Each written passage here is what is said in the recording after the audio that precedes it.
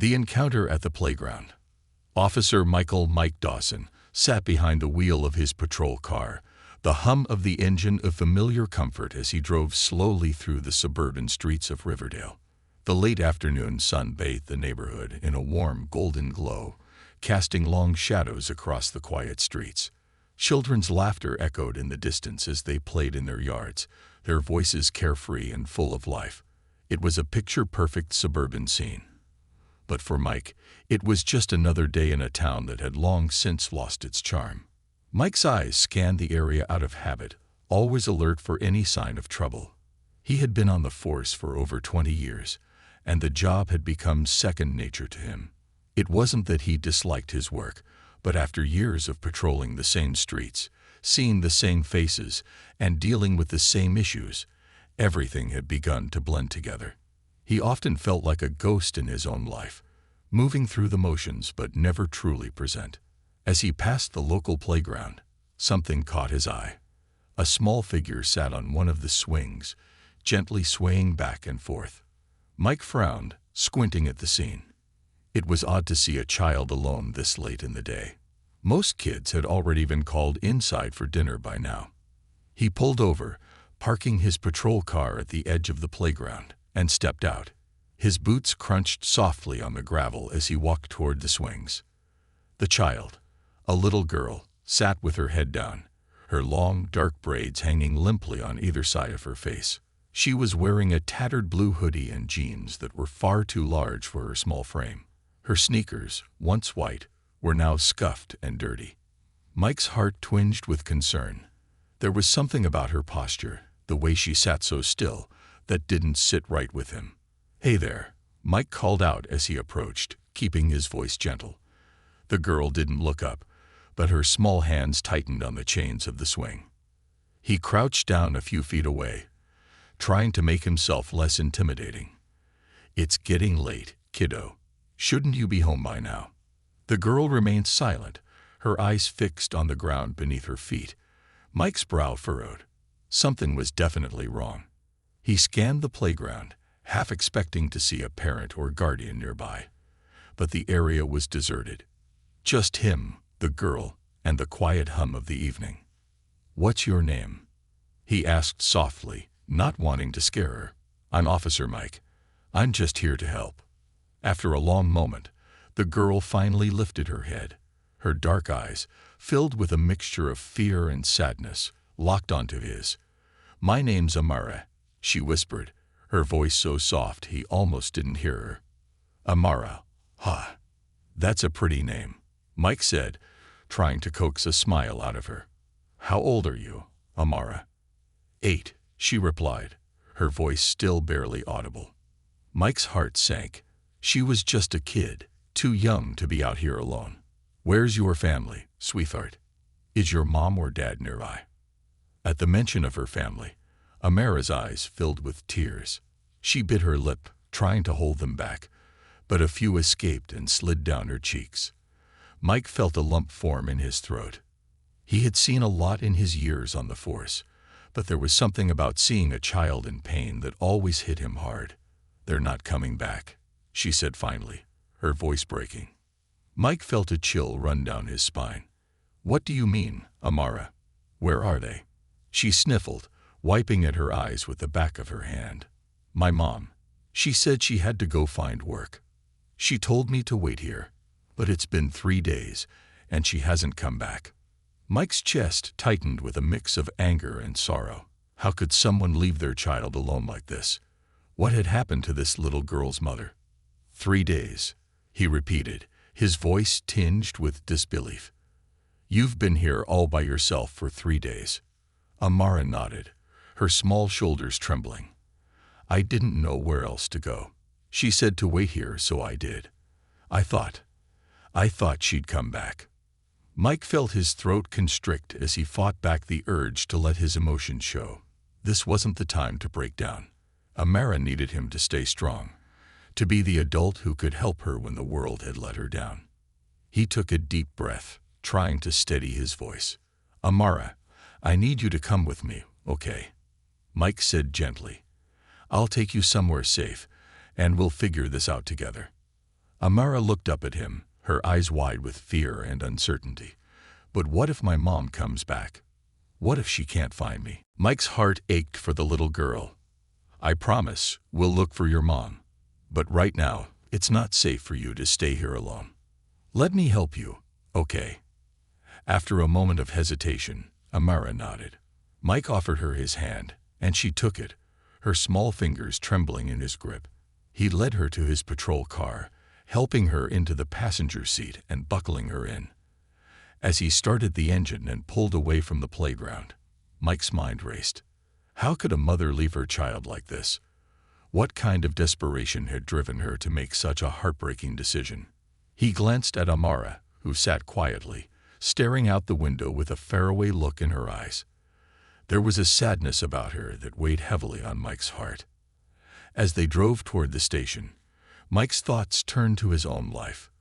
He had always been so focused on his job, on maintaining order and keeping the peace, that he had never taken the time to build a family of his own. His apartment was as empty as his personal life. No family photos on the walls. No one waiting for him when he came home at the end of the day. He had always told himself there would be time for that later, but now, seeing Amara sitting beside him, he wondered if he had made a mistake. When they arrived at the station, Mike led Amara inside, his mind still swirling with questions. He brought her to his desk, grabbing a blanket from the emergency supply closet and wrapping it around her shoulders. "You warm enough?" he asked, his voice soft. Amara nodded, pulling the blanket tighter around herself. "I'm going to make some calls, okay?" Mike said, trying to keep his voice calm. "We'll get you something to eat, and I'll see if we can find out where your mom might be." As Mike dialed the number for social services, his eyes kept drifting back to Amara. She sat quietly at his desk, her small hands folded in her lap. There was something about her, something that tugged at his heart in a way he hadn't felt in years. He didn't know why, but he felt an overwhelming urge to protect her, to make sure she was safe. After explaining the situation to the social worker on the other end of the line, Mike hung up the phone and turned back to Amara. He knelt down beside her, his voice gentle. "I've arranged for you to stay somewhere safe tonight, okay? But I want you to know something important. I'm going to do everything I can to find your mom." Amara looked up at him, her eyes wide with a glimmer of hope. "Really?" Mike nodded, his heart heavy with the weight of the promise he had just made. "I promise, Amara, we're going to find her." As Amara smiled, the first real smile Mike had seen since they met, he felt something shift inside him. He didn't know what the future held for this little girl or her mother, but he knew one thing for sure. He wasn't going to let her down. Not now, not ever. And as Mike sat back at his desk, his mind still racing with questions and concerns, he couldn't shake the feeling that his life, and Amara's, was about to change forever. Unraveling the past, Mike sat at his desk, the dim light of the station casting long shadows across the room. The clock on the wall ticked methodically, but the passage of time barely registered in his mind.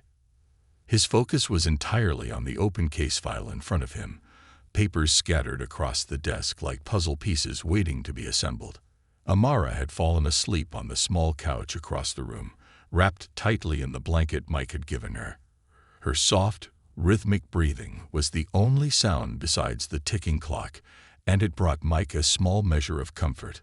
But it also reminded him of the responsibility now resting squarely on his shoulders. He had promised to find Amara's mother, and despite the uncertainty that lay ahead, he intended to keep that promise. After making sure Amara was settled in safely at the station, Mike had started digging. First, he had searched through local missing persons reports, hoping to find any mention of a woman matching Amara's description of her mother, a woman who might have been looking for work or in distress. But nothing had come up. There were no reports of a missing mother named Tamika, no leads at all. It was as if Amara's mother had vanished into thin air. Mike leaned back in his chair, rubbing a hand over his tired face. The more he thought about it, the more the whole situation troubled him. Amara's mother hadn't just abandoned her daughter. Something else was at play here. He could feel it in his gut. But what? He needed more information, and that meant he had to talk to Amara. He wasn't looking forward to the conversation. She had already been through so much, and he didn't want to burden her further. But he also knew that she might hold the key to unlocking the mystery of her mother's disappearance. As Mike pondered his next move, a knock on the station door startled him out of his thoughts. He glanced at the clock. Well past midnight now. Who could it be at this hour? With a furrowed brow, he stood up and walked toward the entrance, unlocking the door and opening it to reveal a familiar face. Officer Carla Morales stood on the other side, her expression unreadable as she offered him a small, tight-lipped smile. "Morales," Mike said, surprised. "What are you doing here? I thought you were off duty." Carla stepped inside, her boots clicking softly on the linoleum floor as she glanced around the station. "I am," she replied, her voice quiet but firm. "But I heard about the girl you brought in, and I wanted to check in. Figured you could use some help." Mike's initial surprise quickly turned into gratitude.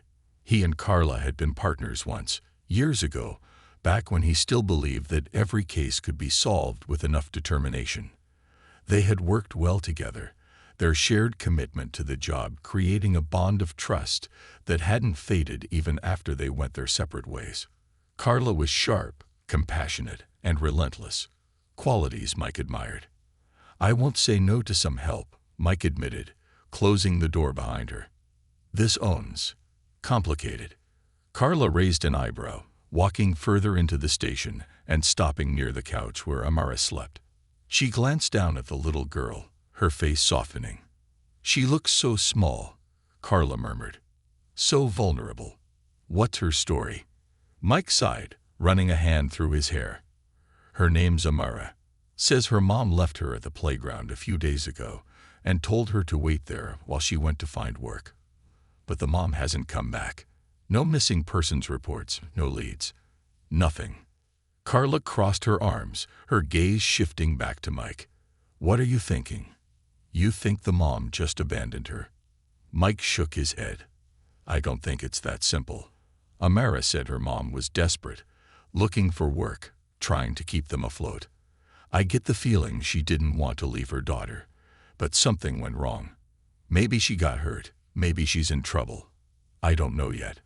Carla nodded thoughtfully, her brow furrowed in concentration. "So, what's our next move?" "I need to talk to Amara," Mike said. "Get more details. Maybe she knows something that can point us in the right direction. But I don't want to push her too hard. She's been through enough already." Carla's eyes softened. "I can help with that. Kids tend to open up more when they feel safe. Let's take it slow. Make sure she knows we're here to help." Mike nodded, grateful for Carla's presence. Together, they could approach this with the care and compassion that Amara deserved. They walked over to the couch, and Mike gently shook Amara's shoulder to wake her. "Amara," he said softly. "It's Mike. I need to ask you a few questions, okay? This is Officer Morales. She's a friend. We just want to help you." Amara blinked sleepily, rubbing her eyes as she sat up. Her gaze darted between Mike and Carla, her small face full of apprehension. "Is my mom back?" she asked, her voice trembling. Mike knelt beside the couch, his heart heavy. "Not yet, sweetheart, but we're going to do everything we can to find her. We just need to ask you a few questions to help us, okay?" Amara hesitated for a moment, then nodded slowly. "Okay." Carla sat down on the edge of the couch, offering Amara a kind smile. "You're doing great, Amara," she said gently.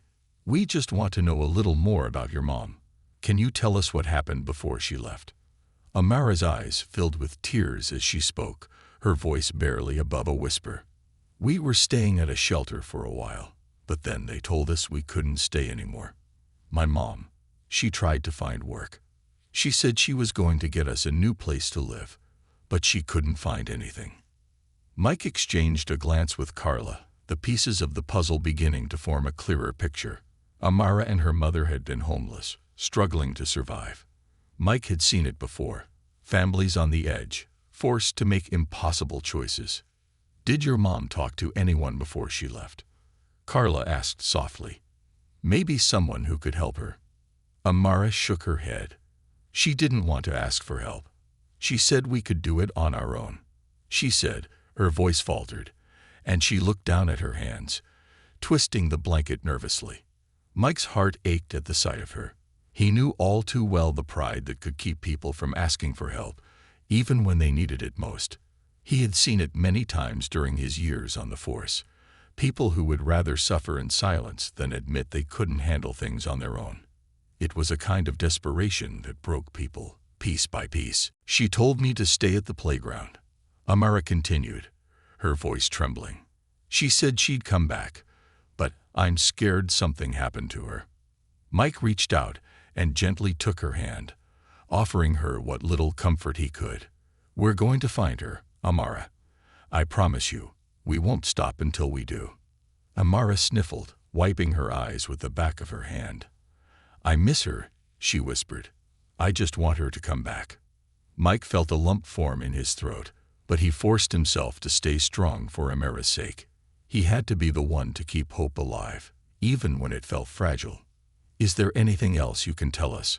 Carla asked gently. Anything your mom said or did before she left? Amara thought for a moment, her brow furrowed in concentration. She was really upset, she said slowly. She kept talking about a man who owed her money. She said if she could find him, we'd be okay. Mike's heart skipped a beat. A man. Someone who owed Tamika money. That was the first real lead they had. He exchanged a look with Carla, and she nodded, understanding the significance of what Amara had just revealed. Do you know who this man was? Mike asked carefully. Did your mom ever say his name? Amara shook her head. No, she didn't tell me. But I think he was the reason she left. She said she had to go find him. I think, maybe he's the one who took her. Mike's blood ran cold at the thought. Could it be possible that Tamika had gone to confront someone dangerous, someone who had wronged her? If so, she could be in serious trouble. He stood up, his mind racing. Thank you, Amara. You've been really brave. We're going to follow up on this, okay? Amara nodded, her eyes wide with fear and hope. As Mike turned to Carla, his expression was grim. We need to find out who this man is. If he's involved in Tamika's disappearance, we don't have much time. Carla nodded in agreement. I'll start running checks, see if I can find any connections between Tamika and anyone she might have been involved with. We'll get to the bottom of this. As they prepared to dive deeper into the investigation, Mike couldn't shake the feeling that they were racing against the clock. Something was off about this whole situation, something dangerous. But he had made a promise to Amara, and no matter how complicated things got, he was going to keep that promise. The night stretched on, and as Mike sat back at his desk, he realized that his life was no longer the quiet, routine existence it had been just days before. Amara's story had changed everything. She had awakened something inside him, a need to protect, to care, and to find meaning in a world that had long since grown dull. And as he glanced over at Amara, who had once again fallen asleep on the couch, Mike knew that no matter what it took, he wouldn't let her down. Not now, not ever. Into the depths of desperation, the following morning brought the sharp chill of autumn in Riverdale, with the sky painted in hues of gray as Mike made his way back to the station. The night had been long, filled with endless calls to shelters, hospitals, and nearby precincts, hoping for some clue about Tamika's whereabouts. But as the hours ticked by, he was left with nothing but more questions. Despite the exhaustion that tugged at him, Mike's determination only grew stronger. The lead Amara had provided, the mention of a man who owed her mother money, was the only thread he had to pull, and pull he would until it unraveled. When Mike entered the station, the usual morning buzz of activity was underway. Officers milled about, chatting over steaming cups of coffee, some filing paperwork while others prepared for their shifts. The noise seemed distant to him, though, as his mind focused entirely on the case. He headed straight for the back office, where Carla had set up her workstation for the day. She was already deep into her own search, her fingers flying over the keyboard as she dug through databases and cross-referenced reports. "Morning," Mike said, his voice rough from lack of sleep. Carla glanced up briefly, her sharp eyes assessing him. "You look like hell," she commented, though there was a flicker of sympathy in her tone. "Get any sleep?" "Not much," Mike admitted, pulling out a chair beside her. "Too much to think about." Carla nodded, her gaze returning to the screen in front of her. "Well, I've been up most of the night too, trying to find anything we can use. I ran background checks on Tomika, but there's nothing in her record that jumps out. No priors, no connections to anyone with a criminal background. But I did find something interesting." She tapped a few keys, pulling up a digital file. I dug into her employment history. It turns out she used to work at a small diner on the outskirts of town. She was let go about a month ago when the place shut down. Mike leaned in, his interest piqued. "Do we know why the diner closed?" "Financial problems," Carla said. "But here's where it gets interesting. The owner, Derek Marshall, has a bit of a history. He's been sued multiple times for wage theft, refusing to pay his employees what they were owed. From what I could gather, Tamika was one of those employees.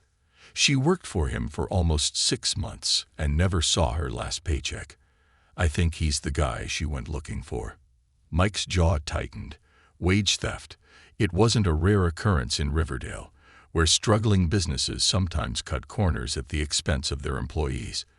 But it didn't make it any less infuriating. If Derek Marshall had been withholding money from Tamika, it was no wonder she was desperate enough to go after him. She probably saw that paycheck as her last hope for survival. "Where is he now?" Mike asked. Carla glanced at him, her expression grim. "That's the tricky part. Derek's been off the radar since the diner closed. No known address, no recent employment records, but I have a lead. There's a bar he used to frequent, the Red Lantern, over in the industrial district. Word is, he's been seen there recently." Mike's gut twisted. The Red Lantern was known for being a rough spot, a dive bar where deals were made in the shadows, and the regulars were more likely to have rap sheets than driver's licenses. If Derek Marshall was hiding out there, it meant he was likely mixed up in something bigger than just wage theft. "We need to talk to him," Mike said firmly, standing up. "If he's got anything to do with Tamika's disappearance, we need to find out now." Carla nodded, grabbing her jacket. "I'll come with you. If Derek's there, he might not be too happy to see a couple of cops coming after him. We'll need to approach this carefully." As they headed out of the station, Mike couldn't shake the feeling of unease that had settled in his chest. Something about this case didn't sit right with him. If Tamika had confronted Derek, had things gone wrong? Was she in danger because she dared to stand up to the man who owed her money? The thought gnawed at him, pushing him forward with a sense of urgency that grew stronger with each passing minute. The drive to the Red Lantern was short but tense. The closer they got, the more run down the neighborhood became. Dilapidated warehouses, abandoned factories, and boarded-up buildings lined the streets, a stark contrast to the well-kept suburban homes where Mike had found Amara. This part of town had been forgotten, left to rot like the industries that once thrived here. When they pulled up outside the bar, Mike took a deep breath, glancing over at Carla. "You ready for this?" She gave him a tight smile. "Always." They stepped out of the car and made their way to the entrance of the Red Lantern. The place looked as grim as its reputation, with a flickering neon sign above the door and the faint thump of music leaking out into the street. Mike could smell the stench of stale beer and cigarette smoke even before they stepped inside. Pushing open the door, they were greeted by a cloud of smoke and the low hum of conversation from the few patrons scattered around the dimly lit room. A surly-looking bartender eyed them suspiciously as they approached the bar, but Mike's attention was focused on the back corner, where a group of men sat huddled together in a booth. Among them was a man who matched the description Carla had pulled up of Derek Marshall, balding, with a scruffy beard, and a worn leather jacket that looked like it had seen better days. That's him, Carla murmured under her breath, nodding toward the booth. Mike's jaw clenched. Let's go. They approached the booth, and Derek's eyes flicked up, narrowing in suspicion as he saw them coming. What do you want? He grumbled, already on the defensive. Derek Marshall, Mike asked, his voice steady but firm. Yeah, who's asking? Mike pulled out his badge, flashing it briefly. Officer Dawson, Riverdale PD. We need to ask you a few questions. Derek's face twisted into a sneer. I don't have to talk to you, he said, leaning back in his seat with an air of defiance. I haven't done anything wrong. That's not what we've heard, Carla interjected smoothly, her gaze sharp. We know you've been withholding pay from your former employees, including Tamika Adams. She's been missing for days, and we have reason to believe you were the last person she was looking for before she disappeared. Derek's eyes flashed with a mix of anger and fear at the mention of Tamika's name. He shifted uncomfortably in his seat, but he quickly tried to cover it up with a smirk. I don't know anything about her. If she's missing, that's her problem.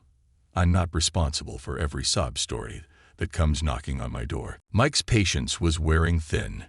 He leaned in closer, his voice low and dangerous. This isn't a game, Marshall. A little girl is waiting for her mother to come back, and if you had anything to do with why she's missing, I swear I'll make sure you pay for it. Derek's smirk faltered, and for a moment, Mike saw a flicker of something close to guilt in his eyes. But then, just as quickly, it was gone, replaced by the same arrogant sneer. Like I said, I don't know anything. She came by a while ago, sure, looking for money I don't have. But that's it. She left, and I haven't seen her since.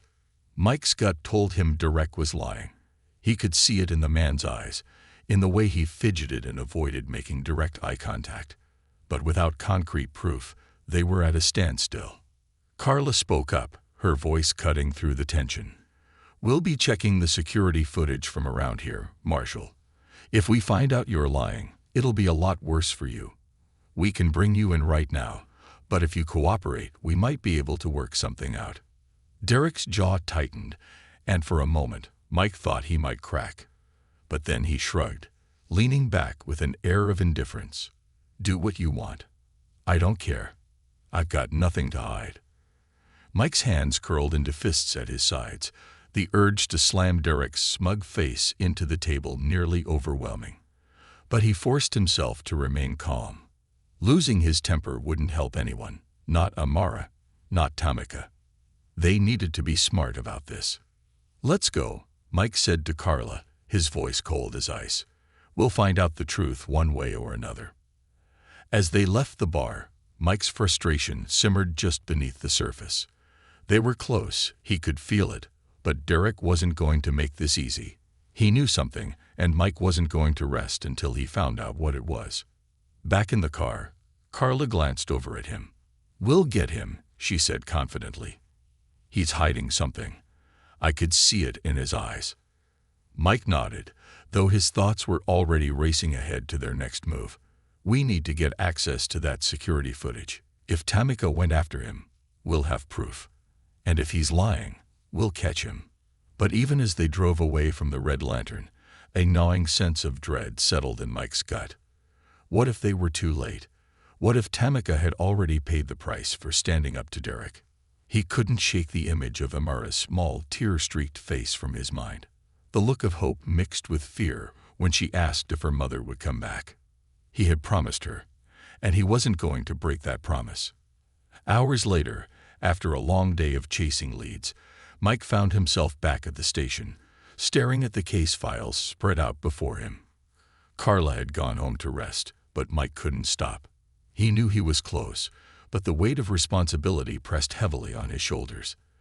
If they didn't find Tamika soon, the odds of finding her alive would start to slip away.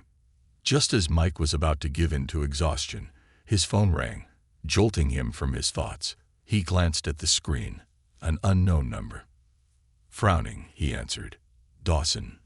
There was a pause on the other end, then a deep, raspy voice.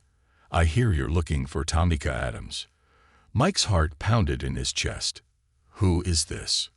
The voice on the other end chuckled darkly. "Let's just say I know where she is. But if you want to see her alive, you'll need to follow my instructions." Mike's blood ran cold. This was the break he'd been waiting for, but it came with a deadly risk. "Where is she?" Mike demanded, his voice hardening. "You'll find out soon enough," the voice replied. "But you better come alone. No backup. No cops. If I even smell a badge, she's dead." The line went dead, leaving Mike standing in stunned silence, the phone still pressed to his ear. Tamika was alive. But for how long? And what was he about to walk into? The stakes had just been raised, and Mike knew that the next steps he took could mean the difference between life and death for both Tamika and her daughter.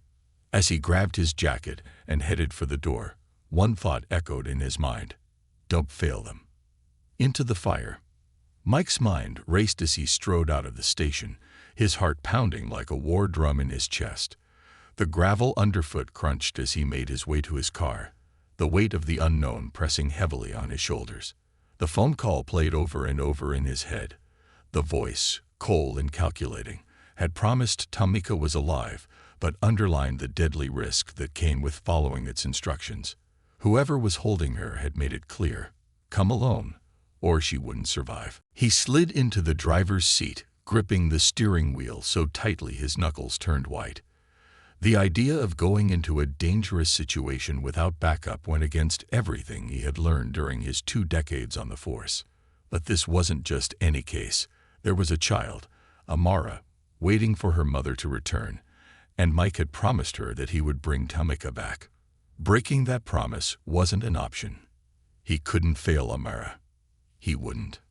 Still, every instinct in his body screamed at him to call for backup. He knew this was a trap. Whoever was behind this was trying to isolate him, make him vulnerable. But he also knew they were running out of time. Tamika was out there, and her captor was playing a game that had no guarantees. If he called in the cavalry, they might kill her before the cops even showed up. He pulled out his phone and stared at it, torn between protocol and desperation. Carla. She was the only one he trusted to have his back in a situation like this. She had been his partner before, and he knew she wouldn't let him walk into this alone if she could help it. But how could he bring her in without putting Tamika at even greater risk? Taking a deep breath, Mike dialed Carla's number. It rang twice before her familiar voice came through, slightly groggy but alert. "Mike, what's going on?" "Carla," Mike began, his voice low and urgent. "I need you to listen carefully. I got a call. Someone claiming they know where Tamika is. They gave me a location, but they want me to come alone. No cops, no backup, or they'll kill her." There was a brief pause on the other end, followed by a sharp intake of breath. "Are you serious?" "Mike, this could be a setup. You can't just walk into something like that without backup." "I know," Mike replied, his voice tight. "But if I don't go, Tamika's dead. We're out of time. I don't have any other choice." Carla didn't respond immediately, and Mike could practically hear the gears turning in her mind. She knew the risks as well as he did, but she also understood that Mike wouldn't back down. After a long moment, she spoke again, her tone firm but laced with concern. "All right, I get it. But you're not going in there blind. Send me the location. I'll stay out of sight, no uniform, no backup. Just in case things go south, I'll be close by." Relief flooded through Mike's veins. This was exactly why he trusted Carla. She always had his back. "Thank you," he said, meaning it more than he could express. "I'll send you the address. Stay low. I don't want to spook them." "Got it," Carla replied. "Just be careful, Mike. We can't afford to lose anyone else." Mike hung up, then quickly forwarded the address he had received to Carla. His hand shook slightly as he typed, but he forced himself to focus. He had been in dangerous situations before, but this felt different. This was personal now, and the stakes were as high as they could get. With the plan in motion, Mike shifted the car into gear and drove out of the parking lot, his mind racing with 1,000 possibilities. Every scenario he imagined seemed worse than the last. What if Tamika was already dead? What if this was all a sick game meant to lure him into a trap? He shook his head, trying to push those thoughts aside. He had to stay focused. He had to believe that Tamika was still alive, and that he could get her out of this. The location the caller had given him wasn't far. An old, abandoned warehouse near the river, just outside the city limits. Mike had been there before, back when the factory had still been operational. It had closed down years ago, leaving the building to rot. Now it was little more than a decaying husk, a perfect place for shady dealings and people who didn't want to be found. As he drove, the city gave way to empty lots and crumbling industrial sites. The roads became rougher, and the streetlights fewer and farther between. His headlights cut through the darkness, but the sense of isolation grew with every mile. By the time he reached the warehouse, his nerves were on edge. Mike parked the car a short distance away from the building, far enough to keep it hidden from view. He sat in the driver's seat for a moment, his eyes scanning the area. The warehouse loomed in front of him, its broken windows staring back like empty eyes. The wind whistled through the gaps in the structure, adding an eerie soundtrack to the scene. He checked his phone one last time. No new messages from Carla. She would be close by, but he wouldn't be able to count on her unless things went wrong. It was all on him now. Taking a deep breath, Mike slipped out of the car and made his way toward the warehouse.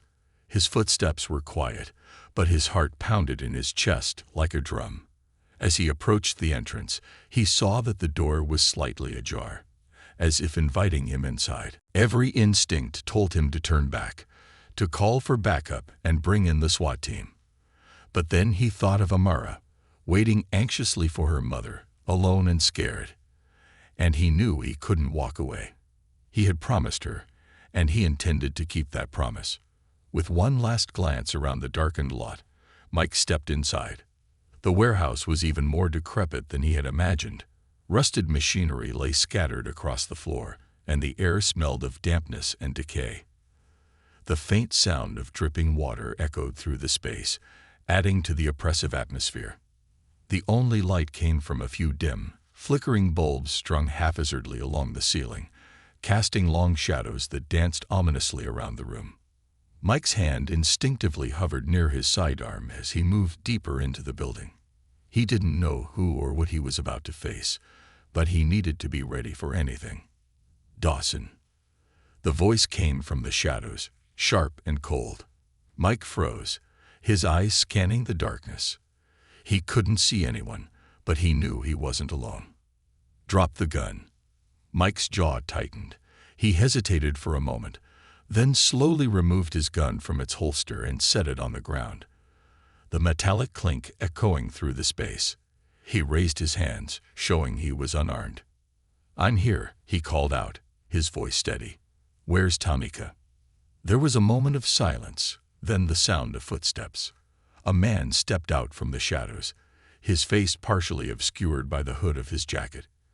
He was tall, with a lean build and sharp features that seemed to belong more to a predator than a person. In his hand, he held a gun, pointed directly at Mike.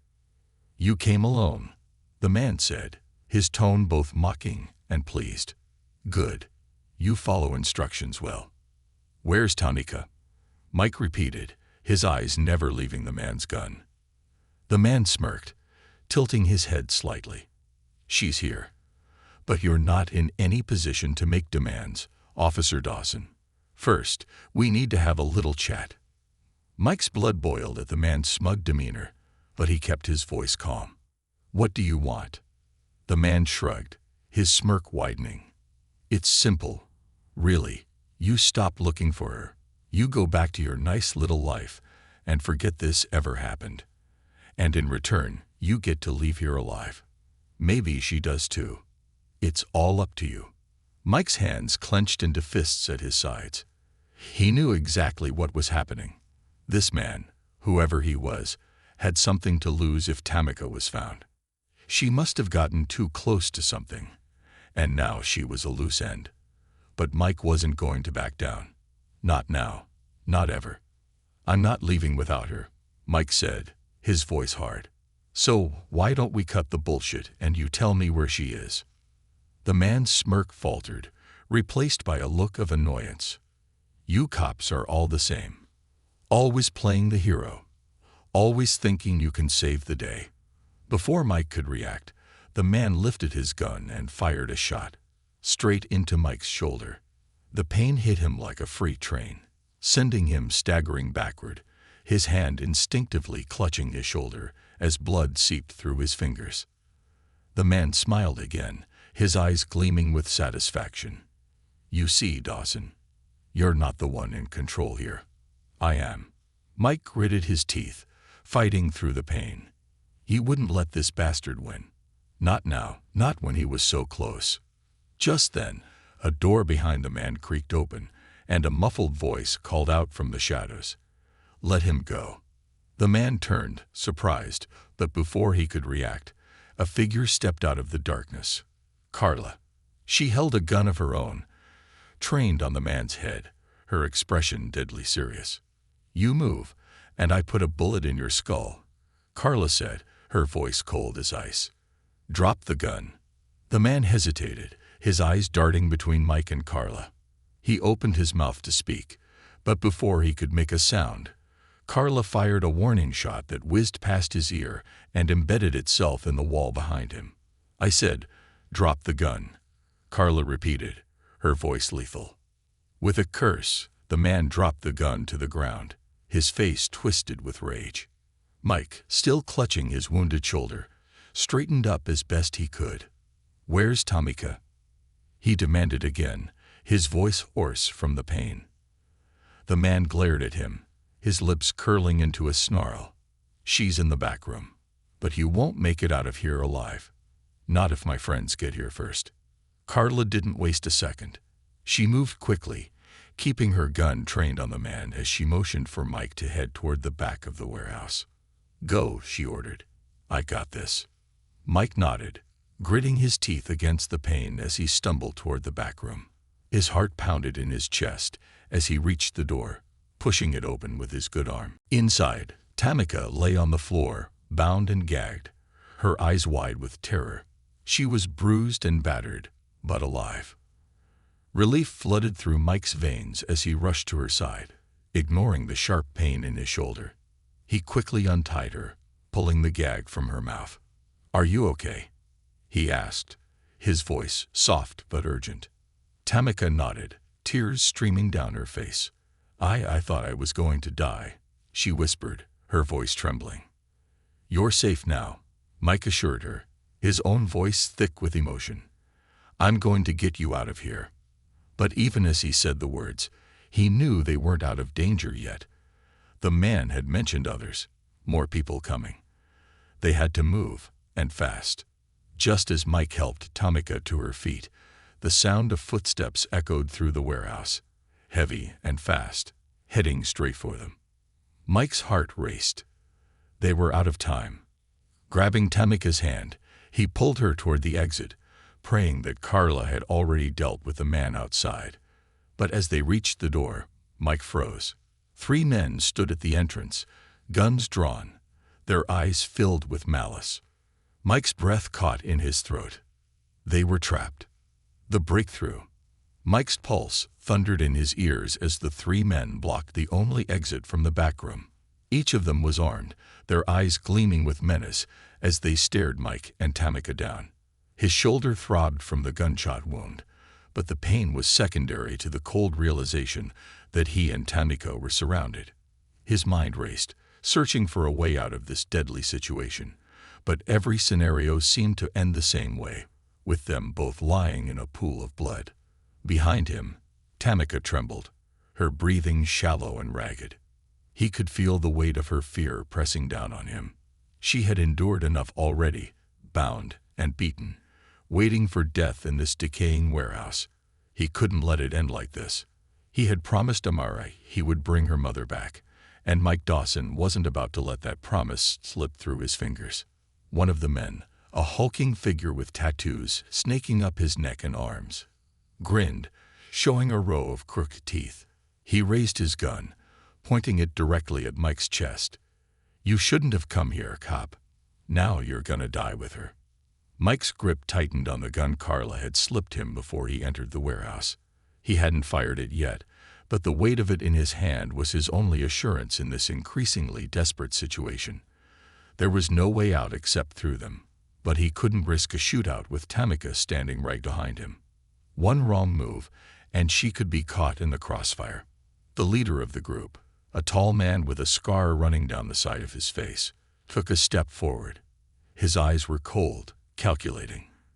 "Drop the gun," he ordered, his voice low and deadly. "You're outnumbered.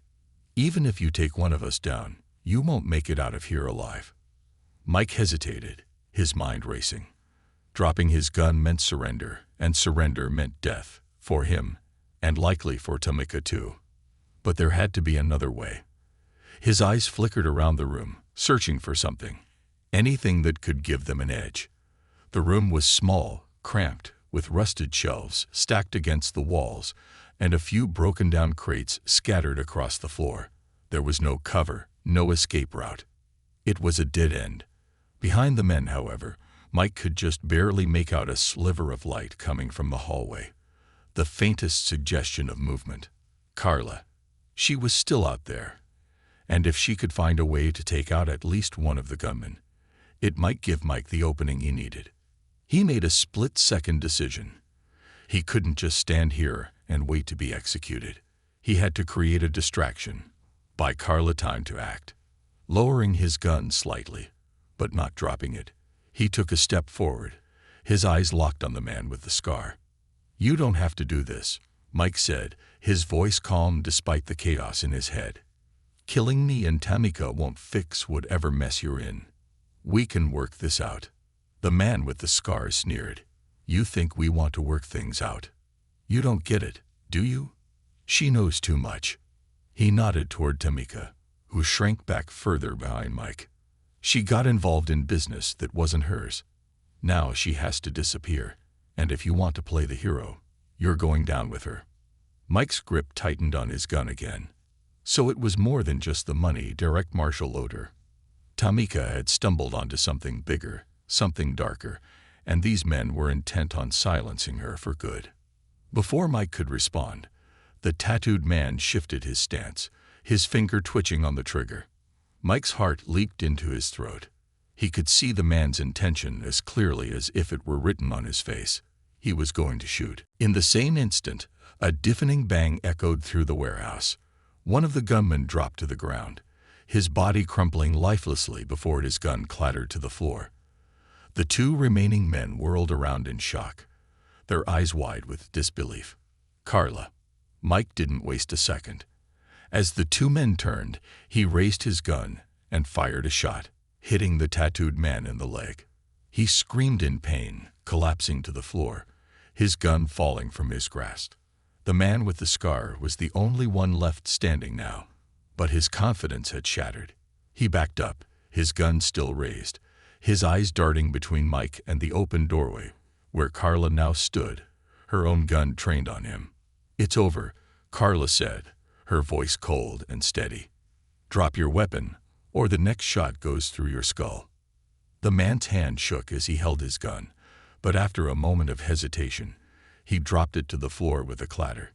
His face twisted in rage, but there was nothing he could do now. He was outnumbered, outgunned, and his backup was either dead or incapacitated. Mike let out a breath he hadn't realized he was holding, his body sagging with relief. He holstered his gun and turned to Tamika, who was still trembling, her eyes wide with fear. "You're safe now," he said gently, placing a reassuring hand on her shoulder. "We're going to get you out of here." Tears of relief welled up in Tamika's eyes, and she nodded, her breath coming in shaky gasps. "Thank you," she whispered, her voice barely audible. I thought I'd never see my daughter again." Mike's heart clenched at the mention of Amara. He had promised her he would bring her mother back, and now finally he could keep that promise. But they weren't out of the woods yet. They still had to get out of this warehouse, and Mike wasn't taking any chances. "Let's go," Mike said, his voice firm as he gently guided Tamika toward the exit. Carla kept her gun trained on the man with the scar, watching him closely as they passed. Once they were in the hallway, Carla moved quickly, securing the two men who were still alive, tying their hands with zip ties from her jacket pocket. As Mike and Tamika stepped outside into the cool night air, the sense of relief was almost overwhelming. The warehouse loomed behind them, a dark reminder of how close they had come to losing everything. But the worst was over. Tamika was alive, and soon she would be reunited with Amara. Carla joined them outside a few moments later, her face serious but relieved. "I called for backup," she said, her voice steady. "They'll be here soon to take those guys into custody." "Good," Mike replied, his shoulder still throbbing with pain, but his focus entirely on Tamika. "We need to get her to the hospital. She's been through enough." Carla nodded, then turned to Tamika with a soft expression. "You're safe now. Do you need help walking?" Tamika shook her head, though she was clearly still shaken. "I can walk," she whispered. I need to see Amara. Please, take me to her." Mike's heart swelled with emotion at Tamika's words. He knew how desperately she wanted to hold her daughter, to tell her that everything was going to be all right. But first, they had to get Tamika checked out at the hospital. She had been through days of captivity, and who knew what injuries she might have suffered. "We'll take you to her as soon as the doctors check you out," Mike promised gently. "I know you want to see her, but we need to make sure you're okay first." Tamika's shoulders sagged with exhaustion, but she nodded. "I understand," she said softly. "I just want to hold her. I've missed her so much." Mike and Carla escorted Tamika to the car, helping her into the back seat. Mike winced as he slid into the driver's seat, his own wound reminding him that he wasn't in perfect shape either. Carla gave him a sharp look as she climbed in beside him. "You need to get that looked at too, you know," she said, nodding toward his blood-soaked shoulder.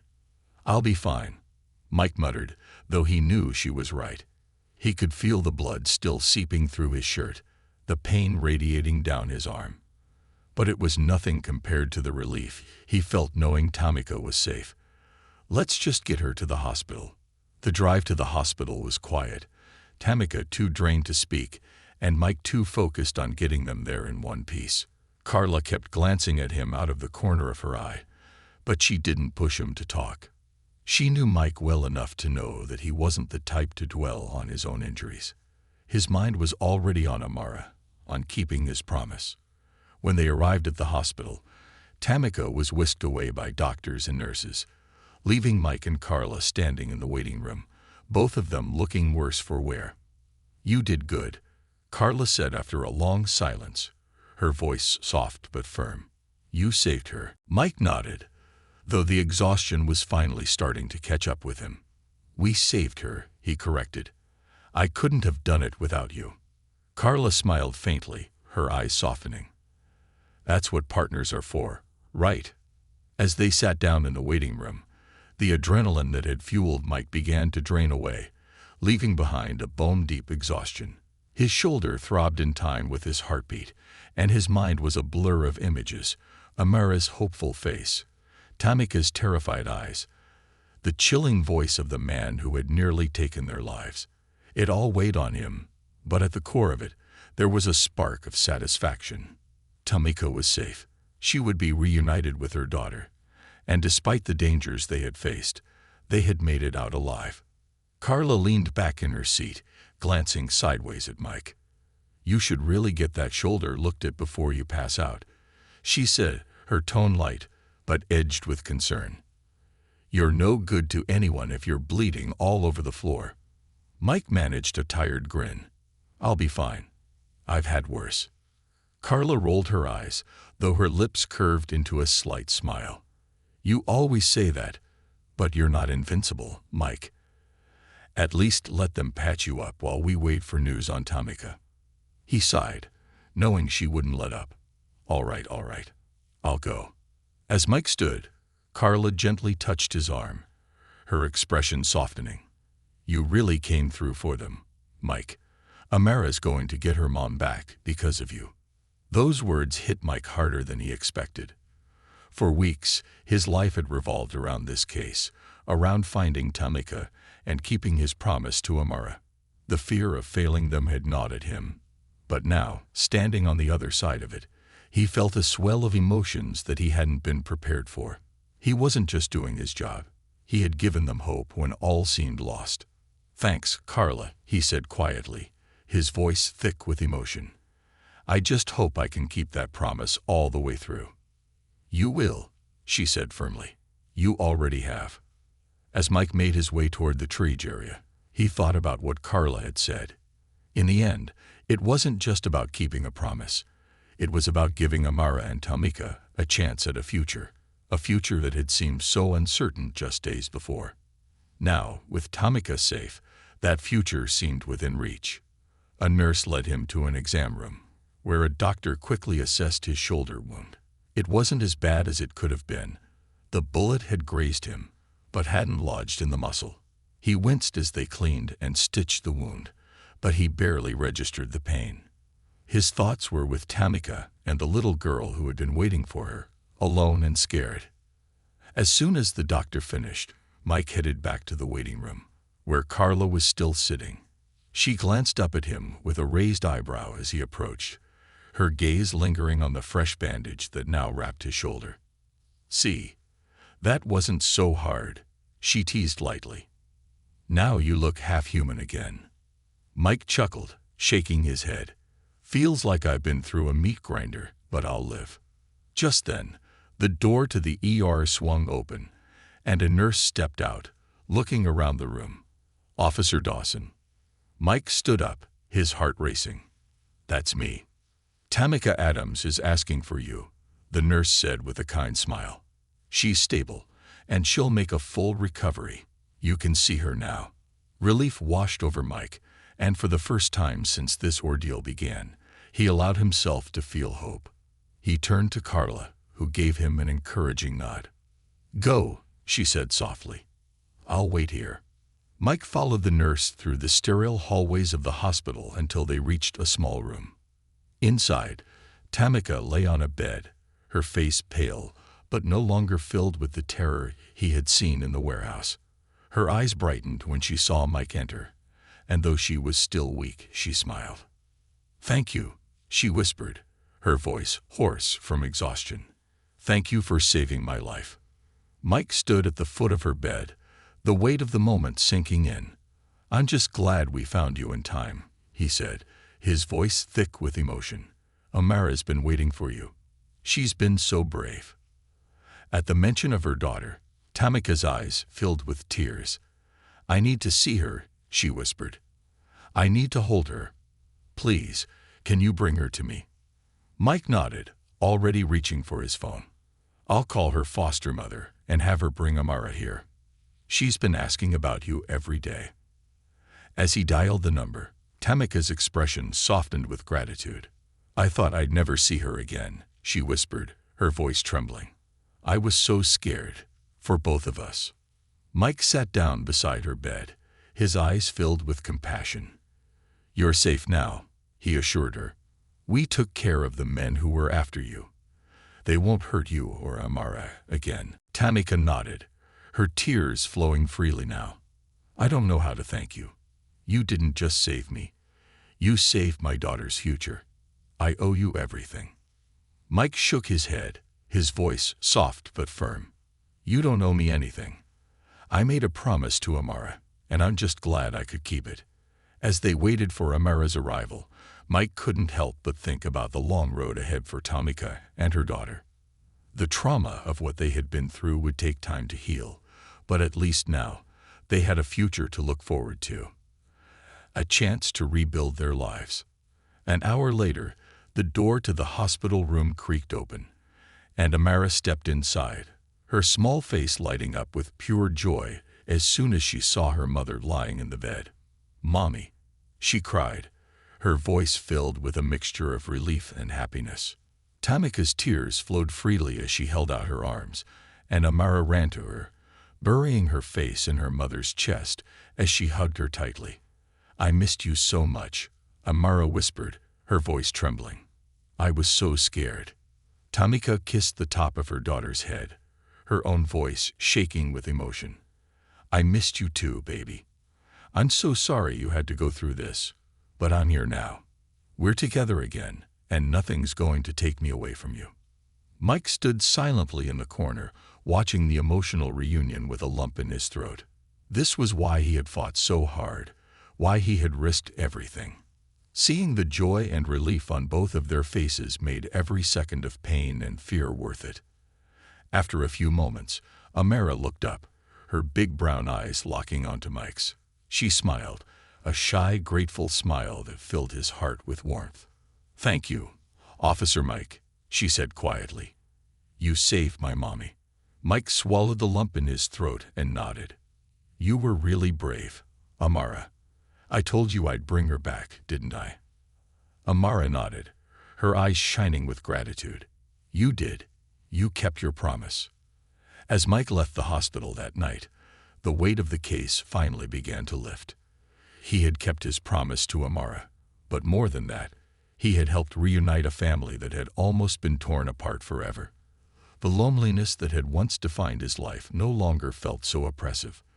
For the first time in years, Mike felt a sense of purpose, a sense of connection to something greater than himself.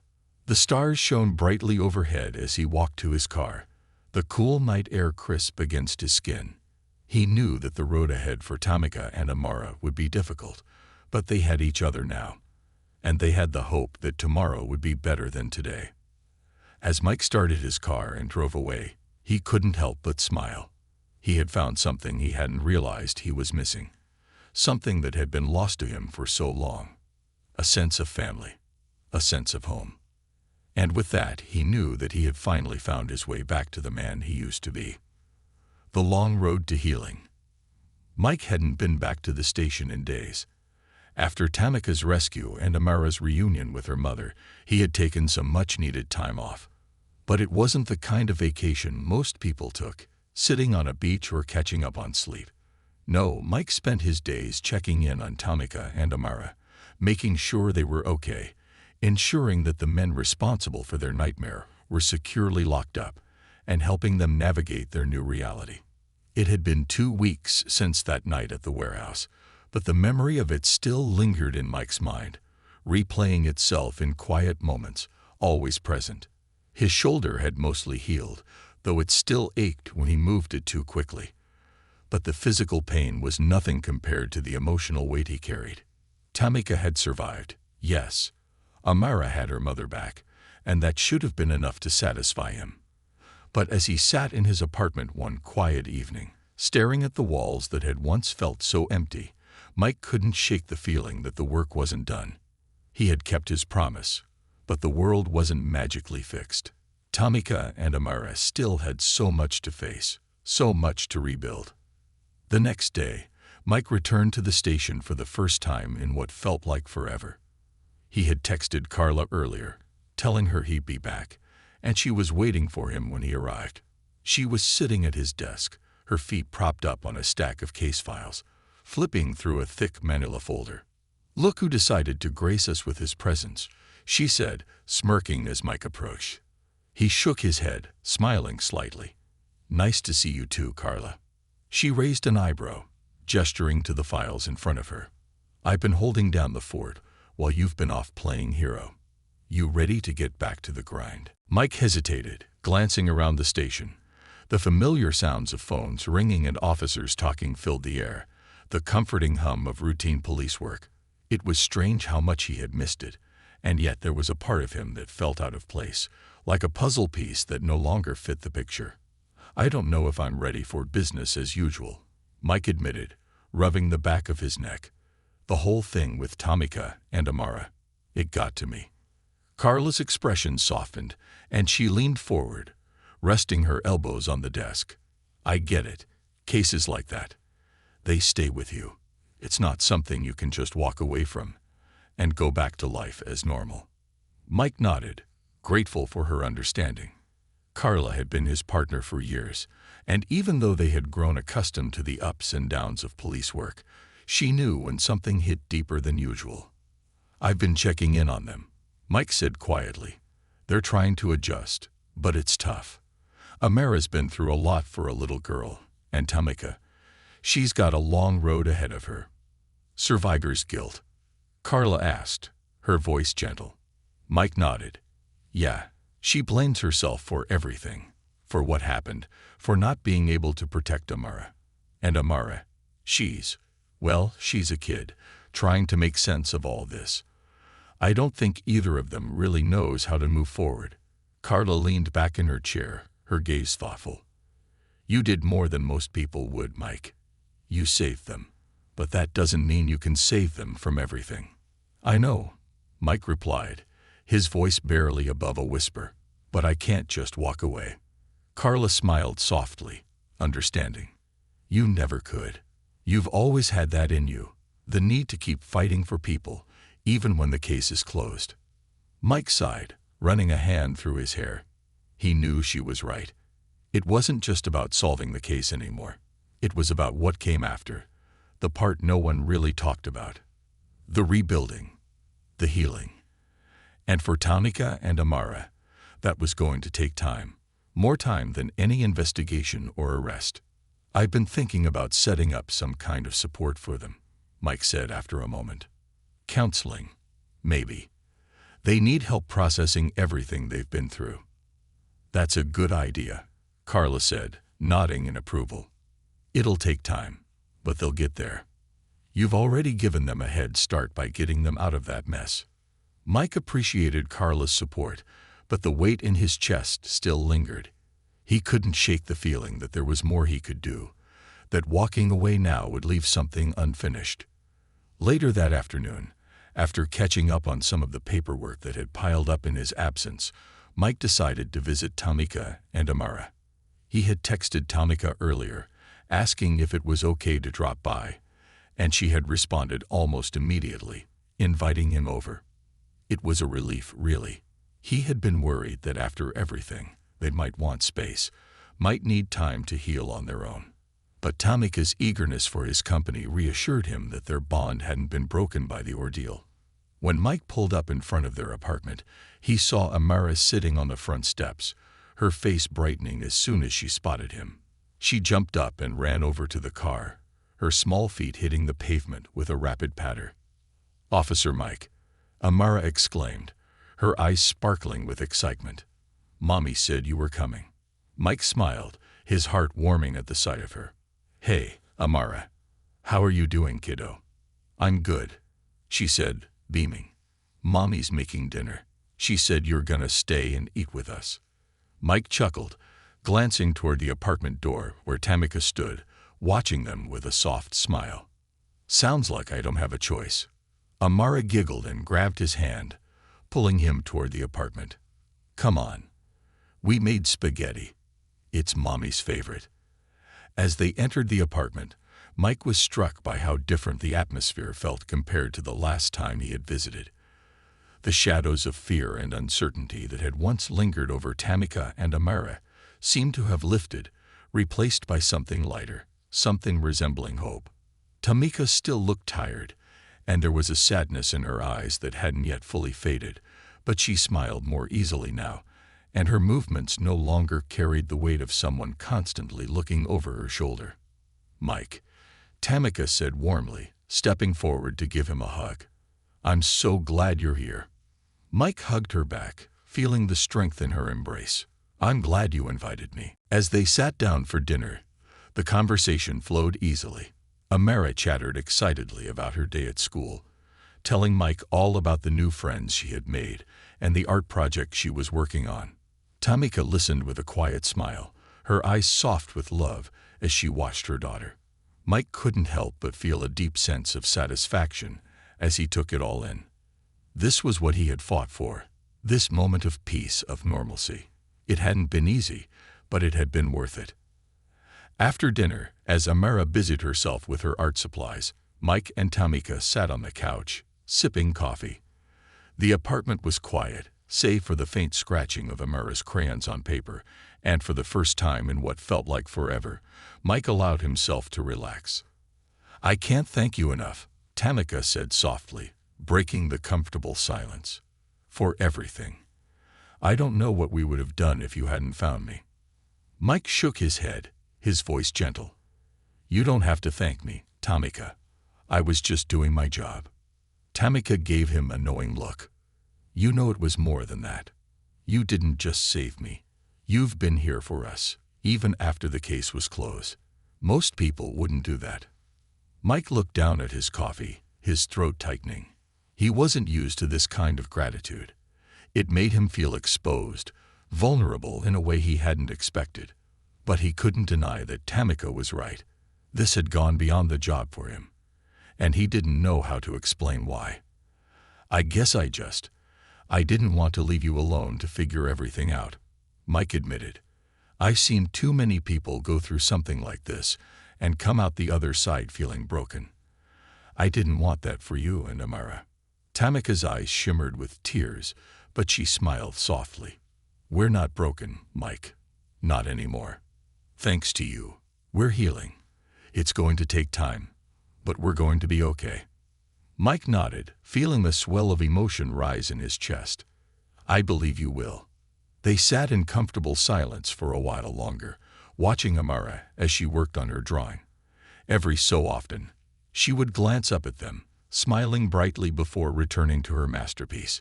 It was a simple, peaceful moment, but it was one that Mike cherished deeply. After a while, Amara hopped off the floor and ran over to Mike, holding up her drawing proudly. Look, Officer Mike, I made this for you.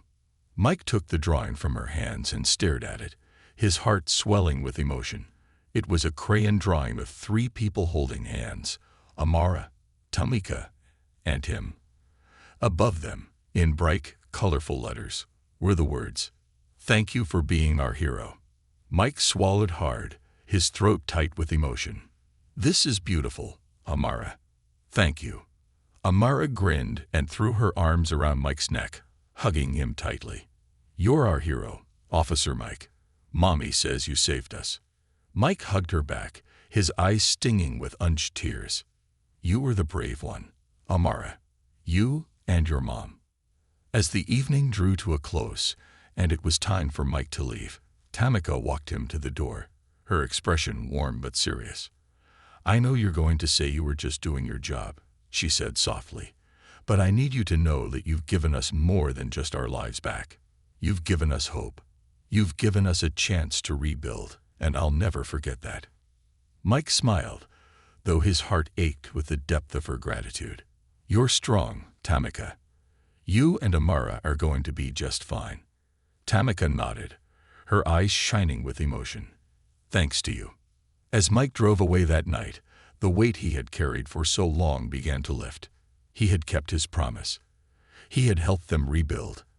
And in the process, he had found something he hadn't even realized he was missing. Something that filled the once empty spaces in his life. Family. Connection. Purpose. And for the first time in years, Mike Dawson felt whole.